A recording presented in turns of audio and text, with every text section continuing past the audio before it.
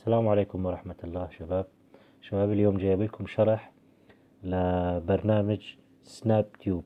هو برنامج مشان تحميل المقاطع الفيديو من كل مواقع برامج التواصل الاجتماعي، فيسبوك، تويتر، سناب شات، انستغرام، يوتيوب. ونبدأ الشرح على بركة الله. هذا هو التطبيق شباب، راح احط لكم الوصف، الرابط تبعه بالوصف. ما تنسوا الاشتراك بالقناة ولايك للفيديو، وإذا حبيتوا التعليق. إذا في عندك أي سؤال أو أي استفسار يا ريت تضع لي بتعليق. ونبدأ الشرح على بركة الله. نفتح البرنامج شباب. أنا مسجل بالبرنامج. تجي أنت لهون تكبس على كلمة التسجيل هون، بتحط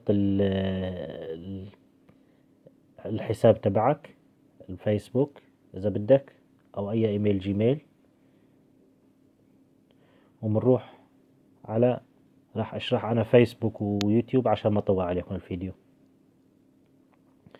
بنفوت شباب على الفيسبوك، بنختار اي مقطع فيديو، بنكون نحن عم نتفرج على المقطع الفيديو.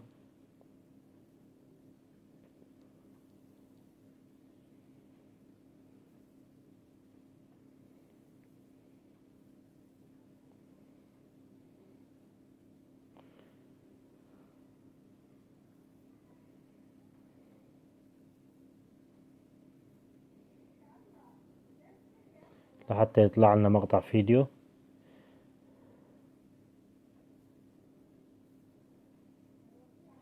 شباب تنفترض، لا هذا بث مباشر ما راح يتحمل.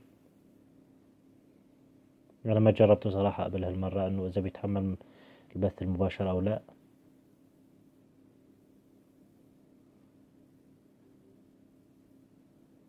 شباب انا مثلا حبيت احمل هذا الفيديو، بكبس هون على الثلاث نقط اللي هون، بعطيه اخر شي نسخ الرابط. راح تظهر لي هذا السهم اللي تحت، اللي بالدائرة اللي باللون الأحمر فيه إلى سهم. بص عليها. راحت عشان أرجع أعملها مرة تانية. Responsible natural gas. Your natural gas. طلع لي، بكبس عليه.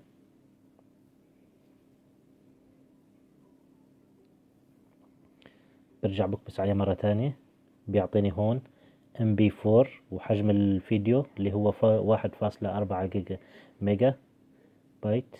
كبست عليه بدأ التحميل. بيجي لهون أنا بلاحظ إنه بلش عم يتحمل معي الفيديو مثل ما بتلاحظوا شباب. هلا بنروح على يوتيوب.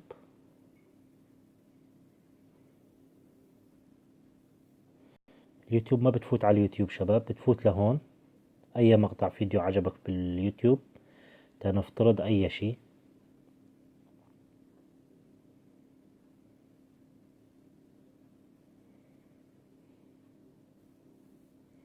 أي شي شباب، لا على التعيين. اليوتيوب طريقته أسهل بكتير. أي مقطع فيديو فتح عندي بتلاحظوا إنه في سهم هون للداونلود، للتحميل يعني. بكبس أنا بس على السهم شباب. هون بيعطيني إذا بدك تحمله MP3 أو MP4، يعني صوت أو فيديو. تختار اللي بدك إياه. هلا أنا هونيك حملت فيديو، هون راح حمل.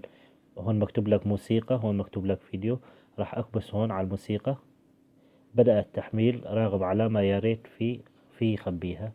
هلا بنجي لهون شباب، بنلاحظ إنه بلش يحمل الفيديو.